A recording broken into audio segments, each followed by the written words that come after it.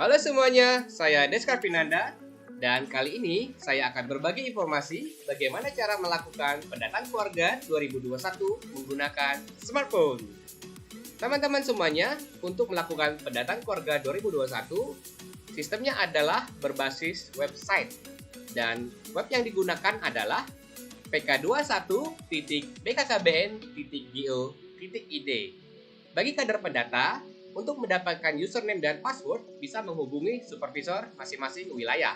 Dan kali ini saya akan mencoba mencontohkan menggunakan username dan password yang saya miliki, di mana saya membuat username dan password ini untuk belajar. Dan perlu diinformasikan pada teman-teman semuanya bahwa website ini bisa dibuka di smartphone maupun di komputer. Tapi tampilannya sedikit berbeda. Perbedaannya di mana? Perbedaannya adalah di susunan tampilannya saja. Karena komputer layarnya lebih lebar, maka dia cenderung akan ke samping tampilan menunya. Kalau menggunakan smartphone, maka tampilannya akan memanjang dari atas ke bawah. Dan di sini saya mencontohkan membukanya di laptop. Yuk kita sama-sama belajar. Saya coba login menggunakan username dan password yang sudah saya ketik sebelumnya ya. Kita masuk. Nah, teman-teman semuanya, di sini ada beberapa menu. Ada menu progres kerja, wilayah kerja, tambah data, rekap RT, daftar keluarga, dan definisi operasional. Di sini juga ada beberapa menu. Di sini bisa teman-teman lihat bahwa ada pilihan untuk logout atau keluar dari sistem. Saya sarankan, jika sudah pernah login sekali, jangan logout dulu sebelum pendataan berakhir. Anggap saja saya adalah kader pendata yang menggunakan smartphone, di mana saya wilayah kerjanya di Kelurahan Romakmur, di RT 2 dan RT 3. Saya mengunjungi salah satu rumah warga di RT 3. Maka pada saat saya sudah tiba di sana dan saya menggunakan smartphone, saya ingin mendata, yang saya lakukan adalah klik tambah data. Nah, teman-teman semuanya, ini adalah form data kependudukan. Di situ ada provinsi, kabupaten, kecamatan, dan desa. Ini sudah diatur dari sistem ya. Pada saat supervisor atau manajer data membuat username dan password, maka data ini sudah diinput oleh mereka. Dan ini sudah terisi secara otomatis. Kita sebagai kader pendata langsung mengisi untuk data yang lain saja. Misalnya saya kader pendata yang akan mendata RT 3. Maka yang pertama saya lakukan adalah pilih RW-nya dulu. Kemudian pilih RT-nya. Kemudian nomor rumah yang saya kunjungi. Misalnya nomor rumahnya itu adalah rumah pertama yang saya kunjungi, maka nomornya 001. Dan nomor urut keluarganya adalah 001 juga. Kemudian untuk nomor HP, ini adalah nomor HP kepala keluarga atau salah satu anggota keluarganya untuk mewakili kontak person dari keluarga tersebut. Kemudian jumlah anggota keluarga, misalnya yang tinggal di sana ada 4 orang. Kemudian alamat, misalnya alamatnya seperti ini. Kita lanjut ya. Nah, selanjutnya adalah mengisi data personal atau data kependudukan dari masing-masing anggota keluarga. Karena tadi kita mengisinya anggota keluarga ada 4, maka kita akan mengisi 4 data kependudukan di sini. Kita langsung mulai ya. Yang pertama didata di nomor 1 adalah kepala keluarga. Anggap saja namanya Bapak Abdi. Kemudian nick-nya beliau, kita klik di sini. Ini saya masih ngarang ya, anggap saja seperti ini. Kemudian jenis kelamin, ada 2 pilihan. Kemudian tanggal lahir, kita bisa memilihnya di tahun keluarga atau anggota keluarganya lahir. Kemudian bulannya dan tanggalnya. Misalnya Bapak Abdi lahirnya di tanggal 19 bulan 4 tahun 86. Kemudian status perkawinan ada 4 yang bisa dipilih. Kemudian usia kawin pertamanya kita ketikkan secara manual. Kemudian memiliki akte lahir atau tidak, ada 2 pilihan. Kemudian karena Bapak Abdi adalah kepala keluarga, maka ini sudah otomatis ya, tidak perlu kita isi lagi. Kemudian karena Bapak Abdi adalah kepala keluarga, maka kode ibu kandung ini tidak berlaku ya. Jadi tidak perlu kita isi. Kita isi agama. Di situ ada 8 yang bisa dipilih. Kemudian status pekerjaan ada 10 yang bisa dipilih di sana. misalnya Bapak Abdi adalah seorang wira swasta. Kita pilih di sana. Kemudian untuk pendidikan, ada 10 yang bisa dipilih di sana. Kita sesuaikan dengan kondisi masing-masing individu ya. Misalnya Bapak Abdi, dia adalah sarjana, maka kita tulis di situ tamat PT. Kita klik di sini. Kemudian kepemilikan asuransi kesehatan. Ada 4 pilihan. Yang pertama adalah BPJS PBI, yaitu penerima bantuan iuran. Yang kedua BPJS non PBI, ini yang biaya sendiri atau bayar sendiri. Kemudian swasta dan tidak memiliki. Misalnya Bapak Abdi memiliki BPJS non PBI. Kemudian keberadaan anggota keluarga di dalam rumah, di luar rumah, atau di luar negeri. Tapi di dalam rumah. Lanjut. Nah, kemudian Bapak Abdi sebagai kepala keluarga memiliki istri. Anggap saja di sini misalnya namanya Ayu Indah. Kemudian kita klik nicknya.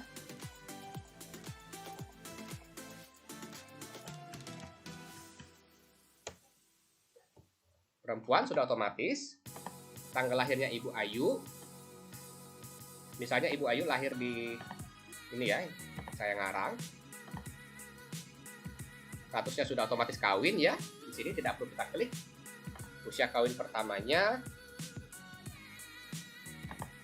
pemilikan akta lahir, statusnya juga sudah otomatis di sini ya, istri tidak perlu kita klik. Kemudian kode ibu kandung tidak perlu kita klik lagi karena tidak berlaku. Agamanya, status pekerjaan, ya misalnya istrinya juga pedagang begitu ya, kita tulis pedagang.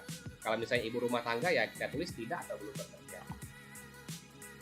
Pendidikan, misalnya Ibu Ayu tamat SLTA atau sederajat. Kemudian kepemilikan asuransi kesehatan dan keberadaan anggota keluarga. Ya. Nah, kemudian data keluarga nomor 3. Misalnya mereka memiliki seorang anak. Anaknya misalnya namanya adalah Khalif. Kita klik di sini nicknya.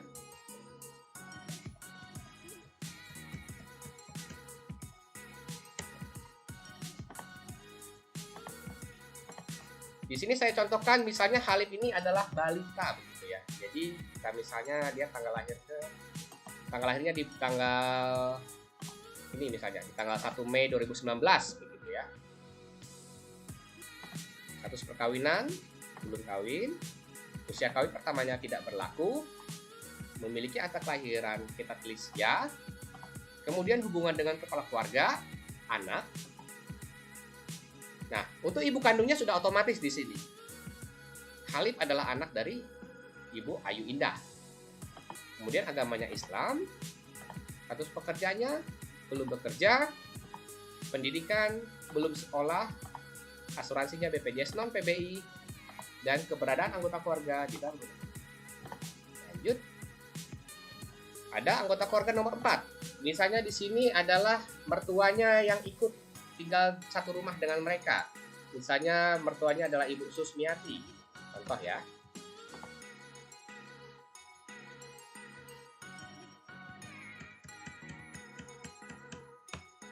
Ini contoh saja.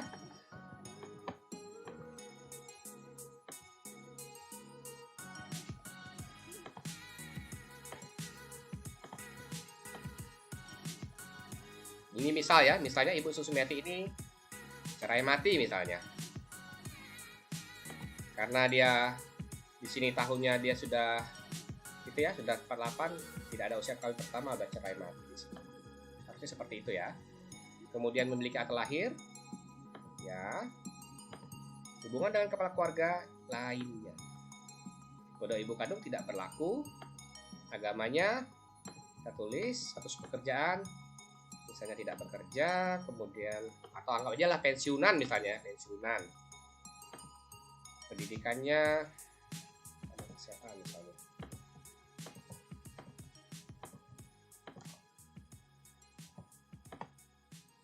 Oh, ternyata saya salah. Ternyata usia kawin pertama harus diisi karena dia statusnya cerai. Baik, kita ralat. Nah, enaknya di sini teman-teman. Enaknya kalau menggunakan website seperti ini, kalau kita ada kesalahan di sini, dia langsung konfirmasi di sini. Kesalahan kita di mana. Ternyata tadi saya salah. Saya kira tidak perlu ditulis. Harusnya ditulis. Anggap saja Ibu Susmiati menikahnya di usia 23. Nah, langsung di form keluarga berencana. Karena pasangan suami istri ini adalah masih pasangan usia subur, di mana usia istrinya itu belum menopause, maka form keluarga berencana ini langsung berlaku atau ditanyakan. Tapi kalau misalnya mereka adalah pasangan lansia, maka form keluarga berencana ini menjadi tidak berlaku. Enaknya di situ kalau pendataan secara online menggunakan smartphone. Jadi pertanyaan-pertanyaan yang muncul adalah pertanyaan-pertanyaan yang diperlukan saja. Saya ambil contoh. Misalnya di situ mereka adalah keluarga pasangan suami istri yang memiliki balita. Maka pertanyaan yang akan muncul ke depannya adalah pertanyaan tentang balita. Pertanyaan tentang remaja dan pertanyaan tentang lansia bisa jadi tidak muncul. Tapi karena mereka punya ibu mertua yang tinggal, berarti pertanyaan tentang lansianya muncul. Yang tidak muncul adalah pertanyaan tentang remaja. Gitu.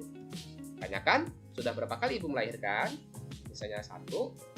Anak laki-laki hidupnya 1, karena tadi anaknya Halid ya. Perempuan 1, masih hidup 1. Perempuannya 0. Menurut ibu, jumlah anak ideal yang diinginkan, mereka menjawab 2. Sedang hamil? Tidak. Ingin anak lagi? Ya, nanti atau kemudian. Ini misalnya jawaban dari mereka seperti itu ya. Apakah saat ini menggunakan alat kontrasepsi? Misalnya, ya, menggunakan kontrasepsi. Kapan digunakan? Misalnya menggunakannya di bulan 12 tahun 2019 begitu. Kemudian, apa alat kontrasepsi yang dipakai terakhir? Misalnya, Ibu Ayu menggunakan implan. Di sini ada 9 pilihan ya. Disesuaikan dengan jawaban dari pasangan tersebut menjawabnya apa. Ditanyakan lagi, di mana mendapatkan cara KB terakhir? Misalnya Ibu Ayu mendapatkannya pada saat safari KB. Safari KB bisa jadi di mobil pelayanan KB atau di puskesmas misalnya begitu ya. Ya anggap aja lah misalnya di puskesmas.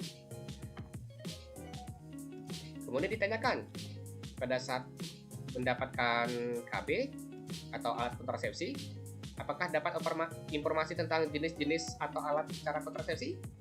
Jawabannya ya, maka kita jawab ya. Apakah dijelaskan tentang efek samping? Dia menjawab ya. Apakah jika ada efek samping dijelaskan apa yang harus dilakukan? Dan dia menjawab ya, maka kita tulis ya. Lanjut. Kemudian pertanyaannya langsung ke form pembangunan keluarga. Selama 6 bulan terakhir, apakah keluarga menjalankan ibadah secara rutin? Jawab ya. Apakah memiliki buku nikah? Jawab ya. Kemudian selama 6 bulan terakhir, apakah terdapat konflik di antara anggota keluarga? Nah, para kader semuanya dan teman-teman sekalian, untuk menanyakan pertanyaan seperti ini pertanyaan yang sangat-sangat sensitif, jadi mohon diperhatikan bahasa ya, atau pancingan-pancingan yang bisa kita tanyakan atau kita lakukan untuk mendapatkan jawaban seperti ini. Saya rasa ya mungkin kalau kadernya adalah membina di RT tersebut atau misalnya yang didata adalah wilayah binanya sendiri, ya saya rasa sudah hafal ya insya Allah kondisi keluarganya masing-masing dari warganya. Jadi pertanyaan-pertanyaan seperti ini perlu strategi-strategi tersendiri untuk menanyakannya. Anggap saja tidak ada di situ.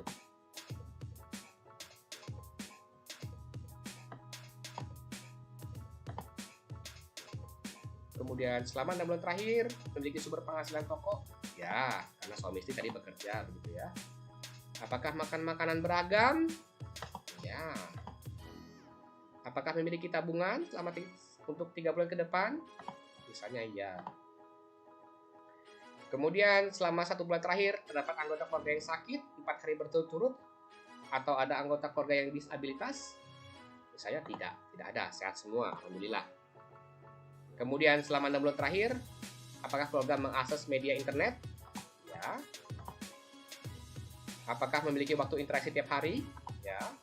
Jadi ini pertanyaan-pertanyaan ini sangat simpel sekali. Kita cukup mengklik jawabannya ya atau tidak seperti itu, sesuai dengan jawaban dari pasangan yang kita tanyakan atau warga yang kita kunjungi. Jadi sangat mudah sekali menggunakan smartphone ini. Ini ya pertanyaannya, ikut kegiatan gotong royong dan sebagainya. Nah ini tadi yang saya sebutkan teman-teman. Karena mereka memiliki balita, maka pertanyaan tentang balita seperti ini akan muncul atau akan berlaku. Tapi jika tidak memiliki, maka pertanyaan seperti ini tidak akan berlaku. Jadi karena dia mempunyai balita, ditanyakan, apakah balitanya ikut posyandu? Misalnya ya, ikut posyandu. Ditanyakan, apakah ikut bina keluarga balita? Misalnya tidak mengikuti, karena di wilayah tersebut tidak ada BKB-nya, atau BKB-nya jauh. Tulis tidak. Nah, kemudian teman-teman semuanya, karena mereka memiliki anggota keluarga yang usia lansia, ibu mertuanya tadi, maka pertanyaannya akan berlaku pertanyaan tentang lansia. Apakah mereka ikut kegiatan bina keluarga lansia? Misalnya ikut begitu ya, karena kebetulan di wilayahnya ada BKL-nya dan mertuanya tadi ikut untuk itu ya, ikut posyandu lansianya juga yang terintegrasi dengan BKL. Ya, pilih ya. Kemudian ditanyakan, apakah keluarga ikut kegiatan usaha ekonomi? Misalnya UPPKS. Anggap saja misalnya ibunya tadi ikut UPPKS di situ. Kita klik ya. Ikut PNN Mekar BUMN? Misalnya tidak. Intinya adalah kita mengklik jawaban ya tidak sesuai dengan yang mereka berikan, yang diberikan oleh warga. Jenis atap rumah terluas, misalnya menggunakan seng begitu. Ada pilihannya, kita sesuaikan. Dan ini pertanyaan yang ini bisa dengan pengamatan saja, tidak perlu ditanyakan. Berarti Anda bisa mengamati begitu ya, untuk rumahnya yang dikunjungin sesuai dengan kondisinya. Dan ini bisa cepat sekali mengisinya. Tanyakan sumber penerangan utama, misalnya punya listrik begitu ya, 900 watt. Air minumnya.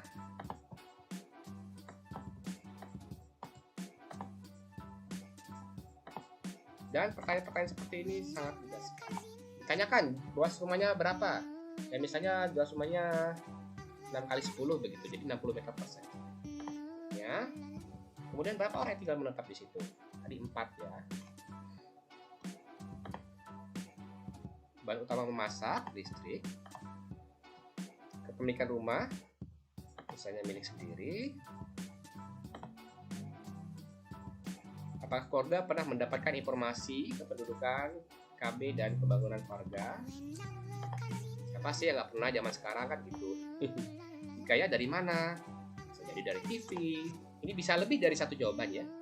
Dari Facebook, atau pernah ikut penyuluhan, pernah mendapatkan leaflet dari kader posyandu misalnya, atau kader IMP-nya. Apakah pernah mendengar dari informasi kependudukan keluarga berencana dan pembangunan keluarga dari petugas? Misalnya ya pernah. Dari mana dapatnya? Di sini ada beberapa pilihan yang bisa dipilih dari satu juga. Misalnya dari PLKB-nya, pernah ikut penyuluhan di sana, atau dari IMP-nya aktif banget, atau dari bidanya rajin banget keliling begitu ya, dan lain-lain sesuai dengan jawabannya mereka. Jika sudah maka selesai. Nah, selesai pendataannya, akan selesai di sini. Kalau sudah selesai, maka kita bisa pilih di sini simpan data. Data berhasil disimpan. Kalau ingin melanjutkan pendataan, bisa dipilih di isi data baru. Mulai lagi pendataannya. Sangat mudah sekali menggunakan aplikasi. Dan di sini ada notifikasi di sini, akan kelihatan data kita seperti apa. Nah, ini atas nama Bapak Abdi. Gitu ya. Statusnya apa? Di sini kita akan kelihatan, oh Bapak Abdi ini yang kita data statusnya sudah valid, berarti tidak perlu ada revisi. Kalau misalnya statusnya di sini ada tulisan anomali atau tidak valid, berarti perlu ada perbaikan. Saya ambil contoh, sebelumnya saya pernah belajar iseng begitu juga ya, belajar mengisi atas nama Bapak Sugeng Winario dengan menggunakan akun ini juga. Ternyata statusnya anomali. Kok bisa anomali? Kenapa nih anomali? Kita lihat di sini, dia anomalinya kenapa? Nah, kelihatan di sini. Anomalinya alasannya karena kelompok nick-nya hanya angka 9 saja sebanyak 16 kali. Jadi belum mendapatkan nick-nya. Nanti ini bisa dirubah. Gitu ya, teman-teman semuanya dan para kader data. Kemudian bagaimana misalnya pada saat melakukan pendataan ternyata nggak punya sinyal atau nggak ada jaringan internet? Tidak jadi masalah. Ini bisa diisi secara offline. Caranya gimana mengisi secara offline? Saya ambil contoh misalnya, ini saya sudah mendata di RT 3, kebetulan itu adalah rumah selanjutnya yang saya data, sangat jauh sekali lokasinya begitu. Kemudian di sana tidak ada jaringan internetnya sama sekali. Boro-boro dapat jaringan internet, jaringan HP-nya susah misalnya gitu. Tapi tidak jadi masalah, kita tetap mendata. Misalnya seperti ini.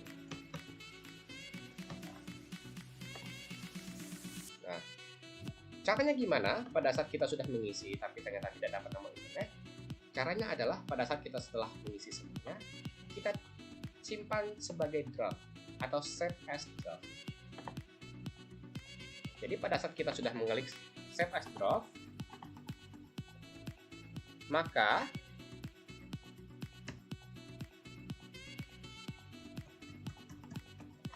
kalau kita sudah mengklik save as draft, maka dia akan disimpan sementara.